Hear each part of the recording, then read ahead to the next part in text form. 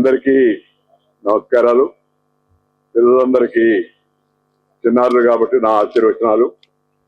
ఒక మంచి కార్యక్రమంలో పాల్గొంటున్నందుకు నాకు చాలా संतोषంగా ఉంది. क्योंकि मैं एक अच्छी कार्यक्रम में और वो भी सेवा के साथ जुड़े हुए कार्यक्रम में भाग लेने के लिए मुझे मौका मिला है। और साथ ही साथ अभी हमने जिनको अभी अभिनंदन और सम्मान किया वो हमारा देश का पूर्वोत्तर इलाका से, नॉर्थ ईस्ट से, असम से आ रहे फॉरेस्ट मैन ऑफ इंडिया, उनको सम्मान करने में मुझे भी मन में बहुत आनंद आ रहे, संतोष आ रहे. I feel very happy to felicitate such a wonderful person who has worked at the grassroots level and then planted so many trees in order to create better atmosphere, better environment, better future for all of us. He has a passion for the nation, passion without expecting any commission, and he has taken it as a mission. Passion as a mission without commission or doing any omission or giving any remission.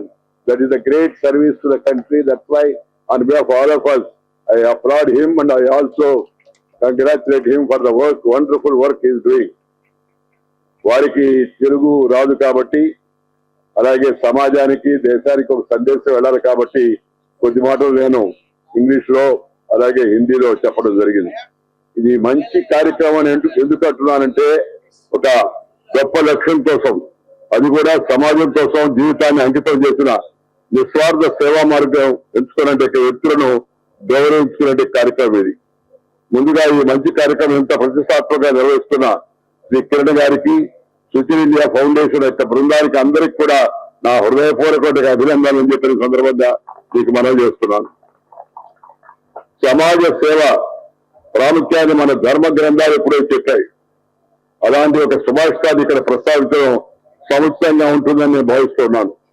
పరోపకారాయ పరంతి వృక్ష, పరోపకారాయ పరంతి ప్రజ, పరోపకారాయ జయంతి గావ, పరోపకారాయ నిలం శరీరం అని. The meaning is doing something good to others. The tree gives fruits for the people, not for itself. The rivers, they flow for the people because they provide us water, which is very much essential for our life. And also the cow gives the milk for us to feed all of us, to feed our children.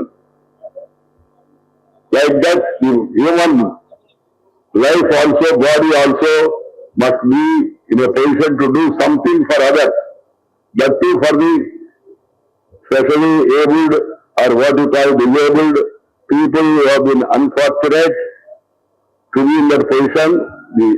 Everybody's life, we must have the principle of share and care. Share and care is the core of Indian philosophy. It is our dharma.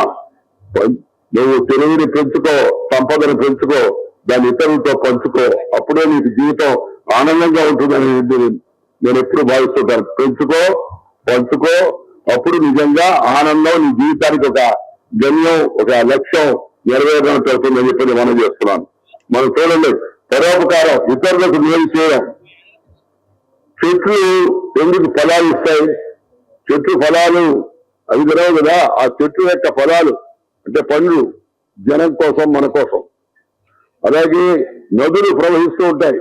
ఆ నదులు ప్రవహించేది ఎవరి కోసం? మన కోసం, మనకు నీళ్లు ఇవ్వడం కోసం, మన అస్తిత్వాన్ని నిలబెట్టడం కోసం.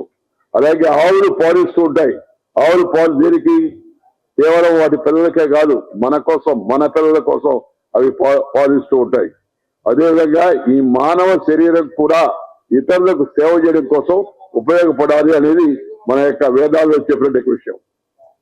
ఈ జన్మల్లో కల్లా ఉత్తమమైన జన్మ మానవ జన్మ అని చెప్పి మన సనాతన ధర్మం చెప్తోంది. నోరు లేని చైతన్యం ఉన్న కోట్లాది జీవరాశులు ఇతరుల కోసమే ఉపయోగపడుతున్నప్పుడు చైతన్యం ఒక మనిషికి కూడా ఇంతగా ఇతరులకు ఉపయోగపడాలి. మనం చూస్తూ ఉంటాం అంతా. మన ధర్మం ఏం చెప్తుందంటే, చీమకు చక్కెర పెట్టి, పావుకు పాలు పోసి, చెట్టుకు ఒట్టు పెట్టి, పశువు దండం పెట్టే పవిత్రమైన జాతి మనకి. తొందరలో మనకి సంక్రాంతి రాబోతుంది, కనుమ పండుగ రాబోతుంది. ఆ రోజు మనం పశువుల్ని అందంగా అలంకరిస్తాం. అలాగే మన గ్రామ దేవతలు పోయారమ్మ కానీ, లేదా అంకాలమ్మ కానీ, లేదా ఇతర దేవతలందరినీ మనం పూజిస్తూ ఉంటాం. చెట్లు కూడా మనం దేవతలాగా పూజిస్తాం. ఎందుకంటే ప్రకృతి మనం రక్షిస్తే ప్రకృతి మనం రక్షిస్తుంది. అందుకే నేను ఎప్పుడు చెప్తుంటాను, ఒకటి షేర్ అండ్ కేర్, రెండోది nature culture together for ever better future. Nature culture together for better future. ప్రకృతితో కలిసి జీవించు, ప్రకృతిని ప్రేమించు, ప్రకృతితో కలిసి జీవించు. చెట్లు నరికేయడం కాదు, చెట్లు పెంచు, పచ్చదనాన్ని పెంచు. తద్వారా నీ జీవితంలో ఒక ఆనందమైన మంచి వాతావరణం ప్రవేశించేటి అవకాశం ఉంటుందనే విషయాన్ని మనందరూ గుర్తుపెట్టుకొని ప్రతి వ్యక్తి కూడా ప్రకృతితో జీవించాలి. మన పిల్లలకు కూడా ప్రకృతితో జీవించే అలవాటు మనం చేయాలి. సూర్యోదయానికంతా లేడం, సూర్యాస్తమయానికంతా పని పూర్తి చేసుకోవడం జీవన విధానంగా మనం తయారు కావాలి. సూర్యుడు ఉదయాన్నే వస్తాడు. మనం పిలిస్తే పలికే దేవుడు సూర్యుడు. ఏ విధమైన పూజలు చేయబడలే, ఏ విధమైన వ్రతాలు చేయబడలే, ప్రతిరోజు ఉదయాన్నే సూర్యుడు వచ్చి అందరికీ దర్శనమిస్తాడు. మనకు కనిపించే దేవత ఆ సూర్యుడిని, ఆ వెలుతురుని మనం స్వాగతించాలా.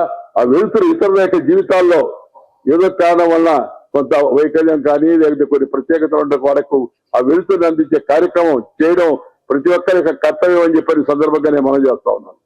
దాంతోపాటు చంద్రుడిని కూడా మనం పూజిస్తాం. ఎందుకంటే చంద్రుడు మనకి చల్లదనాన్ని ఇస్తాడు. అలాగే ప్రజల యొక్క జీవితంలో కూడా చల్లదనాన్ని ఇవ్వడం మన యొక్క కర్తవ్యంగా ఉండాల్సిన అవసరం ఎంత ఉంది అని చెప్పని మీ అందరికీ కూడా మనం చేస్తాం. చిన్నప్పుడు అమ్మమ్మలు పాట పాడుతూ చెప్పేవాళ్ళు, చందమామ రావే జాబిలి రావే, ఇంకా దాని తర్వాత పాట చెప్పేవాళ్ళు. అంతవరకు ఉద్దేశం ఏంటంటే ఈ ప్రకృతితో మనకు సహజ సిద్ధంగా లభించే సూర్యుడిని, చంద్రుడిని మన యొక్క మనో వికాసానికే కాకుండా, శారీరక సౌఖ్యానికే కాకుండా, మన సమాజం యొక్క ఆరోగ్యానికి, దేశం యొక్క ఆరోగ్యానికి వీటిని ఉపయోగించుకోవాల్సిన అవసరం ఎంత ఉందని ఈ సందర్భంగా నేను మనం చేస్తున్నాను. ఒకటి, సేవ అనేది కేవలం బాధ్యతగా కాకుండా హృదయంతో, it is our duty, it is our secret duty, పవిత్రమైన కర్తవ్యం సేవ అనే భావం ప్రతి ఒక్కరిలో కూడా పొందుపరచాలని చెప్పని ఈ సందర్భంగా నేను మనం చేస్తాను. సేవా మార్గంలో తృప్తి మరొక దాంట్లో లేదు. మేము కూడా, నేను రాజకీయాల్లో ఉన్నా, వివిధ పదవులన్నిటికీ అత్యున్నత 2వ రాజ్యాంగ పదవి దాకా వెళ్ళినప్పటికీ కూడా దాంట్లో ఉండే తృప్తి ఒక రకమైనది. అయితే మేము స్వర్ణ భారత్ ద్వారా, ట్రస్ట్ ద్వారా నెల్లూరు, విజయవాడ, హైదరాబాద్ లో పేద పిల్లలను దగ్గర చేర్చి వాళ్ళకి కాస్త శిక్షణ ఇచ్చి వాళ్ళ జీవితంలో సొంత కాలపై నిలబడే విధంగా సేవ చేయవుతుందో అది ఇచ్చిన తృప్తి మరింత ఎక్కువగా ఉందని ఈ సందర్భంగా మీకు మనం చేస్తున్నాను. మొన్న ఇందాక కిరణ్ గారు చెప్పినట్టుగా మొన్న మా అమ్మాయి దీప స్వర్ణ భారత్ ట్రస్ట్ యొక్క మేనేజింగ్ ట్రస్టీ 50 సంవత్సరాలు పూర్తయిన ఆమెకి 50 సంవత్సరాలు పూర్తయిన సందర్భంగా ఆమె నెల్లూరుకి వెళ్లి, నెల్లూరులో ఎవరైతే డిజేబుల్డ్ చిల్డ్రన్ ఉన్నారో వారితో కలిసి కూర్చొని మాటా మంచి జరిపి ఆ తర్వాత వారితో కలిసి అందరూ కూడా కలిసి భోజనం చేసే కార్యక్రమాన్ని ఆమె చేపట్టింది. నేను అందుకని హృదయపూర్వకంగా ఆమెను అభినందించాను కూడా. మా మంచి పని చేశామని చెప్పాను. అది ఒక సందేశం. బర్త్డే అంటే 5 స్టార్ హోటల్లోనో 5 రెస్టారెంట్ వెళ్ళి అక్కడ ఏదో దీపాలు ఆర్పడం అసలు తప్పది. దీపాలు వెలిగిస్తారా? దీపాలు ఆర్పే అలవాటు ఇంగ్లీష్ వాళ్ళది. సంపద ముంచేటి కలపాటు దీపాలు ఆర్పి ప్రపంచంలో చాలా దేశాలను బానిస దేశాలుగా వారు తయారు చేశారు. మన దేశాన్ని కూడా వచ్చి 200 సంవత్సరాలు పరిపాలించారు. మన దేశం దీపాలు ఆర్పే దేశం కాదు, దీపాలు వెలిగించే దేశం ఉంది. కొన్ని ప్రత్యేక రకాలైన మనకున్న అందరిలాగా ఉన్నట్టు అవకాశాలు లేకుండా ఉన్నట్టున్నారు చెప్తారు. వాళ్ళ యొక్క అభ్యున్నతి కోసం కృషి చేస్తున్న సంస్థలను మరొకసారి హృదయపూర్వకంగా అభినందిస్తూ మీ అందరికీ కూడా నేను ధన్యవాదాలు తెలుపుకుంటున్నాను. నేను ఆరోగ్యం దృష్ట్యా కొద్దిగా వయసు 76, కానీ దాదాపు 96 ఏళ్ళ దాకా తిరిగేశాను నేను 16 ఏళ్ళ నుంచి దేశవ్యాప్తంగా, రాజకీయంగా కానీ ఇతరత్ర కానీ. అందువల్ల కొంత శరీరం ఇంతకు ముందు దాకా సహకరిస్తుంది. అయినా కిరణ్ గారు చెప్పిన తర్వాత వాళ్ళ సంస్థ గురించి విన్న తర్వాత తప్పనిసరిగా నేను వస్తాను, వచ్చి 2 మాటలు చెప్పి మళ్ళా వెళ్తాను, చూసి కార్యక్రమాన్ని చెప్పాను. అందుకని వచ్చాను. ఎక్కువసేపు ఉండలేకపోతున్నా అన్నిదా భావించొద్దని తెలియజేస్తూ మీ అందరికీ నమస్కారాలు తెలియజేస్తూ సెలవు తీసుకున్నా. జై హింద్. అందరూ और तब तक गण्यमान्य व्यक्ति को मेरा अंतर से भी अभी जो सम्मान देने वाला है आप लोग को धन्यवाद देता हूं. और माय डियर स्टूडेंट, मैं जो काम कर रहा है जैन डिस्ट्रिक्ट एरिया इंडिया का अंतिम लड़ाई ब्रिटिश और म्यांमार का लड़ाई मेरा फॉरेस्ट में हुआ था। 1826-24 फरवरी में नॉर्थ ईस्ट ब्रिटिश के अधीन में गया था। मैं इधर ही जन्म हुआ था। मैं बचपन से दिखाया ब्रिटिश लोग का जहाज घाट रेलवे का लाइन आप कोकिलामुख में हुआ था। ये आपासा में डिस्ट्रीब्यूशन करा है। ढाका होकर कलकत्ता होकर सामान लेके उधर ही उठा के आपासा में डिस्ट्रीब्यूशन करा है। लेकिन 1965 से 10 किलोमीटर हमारे गांव मोहगांव सिटी रेलवे के लाइन जहां का ब्रह्मपुत्र का अंदर यूएसए में चला गया है। चलने के बाद मैं गया था जो आप 10 फुट के टेस्टर अनिल बोल ठाकुर के घर में जाके वो उधर क्लास 3 तक पढ़ा है।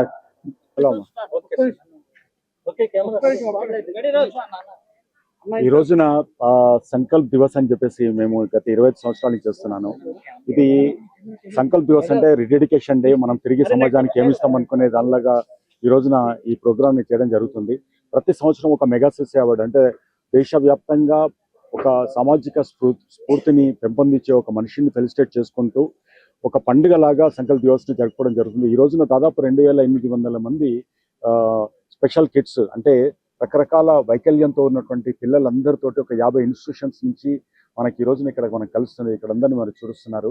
ఇది ఒక సామాజిక సేవా కార్యక్రమం లాగా కాకుండా వాళ్ళందరితోటి జరుపుకునేటువంటి ఒక పండుగ లాగా వాళ్ళు చూసుకున్నటువంటి స్కిల్స్, వాళ్ళు చేసినటువంటి యాక్టివిటీస్ను అన్నిటినీ ఇక్కడ డిస్ప్లే చేసుకొని వాళ్ళు జరుపుకుంటున్నటువంటి ఒక అద్భుతమైన పండుగగా ఈ రోజున జరుగుతుంది. ప్రతి సంవత్సరం 28 నవంబర్ సంకల్ప్ దివస్గా మేము చేస్తూ వస్తుంటాం.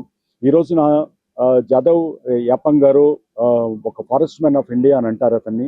అంటే ఒక ఫారెస్ట్ ఒక డెజర్ట్ నుండి ఫారెస్ట్ క్రియేట్ చేసినటువంటి మనిషిగా తను ప్రఖ్యాతి పద్మశ్రీని కూడా పొందారు వారు. ప్లస్ ఈ రోజు ఉన్నటువంటి దాదాపు 2800 మంది నేను దత్తత తీసుకున్నటువంటి 2 గ్రామాలకు సంబంధించిన వాళ్ళని కూడా ఈ రోజున ఈ సంకల్ప్ సందర్భంగా ఈ మౌంటైన్ హైట్స్ లో మనం ఇక్కడ చూస్తున్నాం. ఇక్కడ మీరు చూస్తే మీకు రకరకాల మానసిక వైకల్యంతో అంటే ఎస్పెషల్లీ ఏబుల్డ్ కిడ్స్ ఎవరైతే ఉన్నారో వాళ్ళని చూస్తే ఎంత అందంగా ఎంత ఇదిగా అనిపిస్తుందంటే సో వాళ్ళ లోపల ఉన్న స్కిల్స్, వాళ్ళ లోపల ఉన్నటువంటి అంటే ప్యూర్ సోల్స్, ప్యూర్ హార్ట్స్ ని మనం ఈ రోజున చూస్తాము. వాళ్ళని చూస్తున్నప్పుడు మనం ఎంత అదృష్టవంతులం. ఈ అదృష్టాన్ని మనమే కాకుండా ఇంకొకసారి మిగతా వాళ్ళకి కూడా పంచితేనే కదా దానికి ఉండే ఆనందాన్ని ఇస్తుంది. సో మెటీరియలిస్టిక్ వాళ్ళ నుంచి మనం బయటికి రావాలి. వాళ్ళకు కూడా సమానంగా అందాల్సినటువంటి ఫలాలను మనం ఇవ్వాలి. వాళ్ళతోటి సంతోషంగా మనం బయటకు వచ్చి మనం కొంచెం వాళ్ళతో గడిపినప్పుడు మాత్రమే మనము మన జీవితానికి ఒక సార్థకత, ఒక జీవితానికి ఒక వాల్యూ ఉంటుందని భావిస్తాను.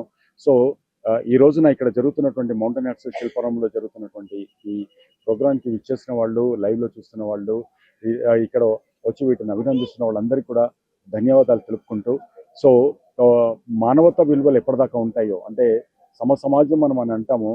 సమాజంలో చాలా నెగ్లెక్ట్ చేస్తున్నటువంటి వర్గాలు ఏమన్నా ఉన్నాయని అంటే వీళ్ళు, ఎందుకంటే ఓటు హక్కు లేదనో వాళ్ళకు చాలా తక్కువగా వాళ్ళు అందేలా ఉంటుంది. ఒక్కొక్క స్పెషల్ కిడ్స్ సంబంధించినటువంటి ఇన్స్టిట్యూషన్స్ చూస్తే చాలా బాధాకరంగా ఉంటుంది. అంటే ప్రభుత్వం ఇచ్చే సాయం కూడా సంవత్సరానికి 1,00,000 రూపాయలు 70,000 రూపాయలతోటి వాళ్ళు గడపడం, ప్రతి నెల ఏదో ఒక రకమైనటువంటి డొనేషన్స్ కోసం ఎదురు చూసే పరిస్థితుల నుంచి బయటికి రావాలి. వాళ్ళ కళ్ళల్లో కూడా ఆనందాన్ని చూడాలి. మనం కూడా మనకున్నటువంటి పండుగలు కానీ ఇంకోటి కానీ వాళ్ళతో గడిపితే అది ఎంత ఆనందంగా ఉంటుందో మనం ఊహించుకోవచ్చు. సో ఈ సందర్భంగా నేను చెప్పేది ఒకటే, తిరిగి ఇవ్వడంలో వాళ్ళతో గడపడంలో ఆనందం ఉంటుంది. అలా అని చెప్పేసి దానం ఇస్తున్నాం అనేలాగా, డొనేషన్స్ ఇస్తున్నాం అనేలా కాకుండా మనం ఇచ్చేది వాళ్ళకి ఇస్తూ వాళ్ళతో కొంత గడపాలి, వాళ్ళతో పాటు కొంత సమయం వెచ్చించాలని కోరుకుంటాను. ఈ సంకల్ప్ దివస్ ప్రతి సంవత్సరం అంటే ఇంతకుముందు అన్నా హజారే, ఇంతకుముందు కిరణ్ బేడి, అలాగే జాకీ నర్పుతం, సుందర్లాల్ బహుగుణ ఇలా అందరూ వచ్చారు. లాస్ట్ ఇయర్ మనకు సోను సూద్ గారు వచ్చారు. ఈసారి ఈ అందరి మధ్యన జరుపుకోవడం చాలా ఆనందంగా ఉంది. అండ్ ఇది చాలా మంది దీన్ని ఒక ఎగ్జాంపుల్ గా తీసుకోవాలని కోరుకుంటూ సంకల్ప్ దివస్ కు వచ్చిన మీ అందరికి కూడా ధన్యవాదాలు.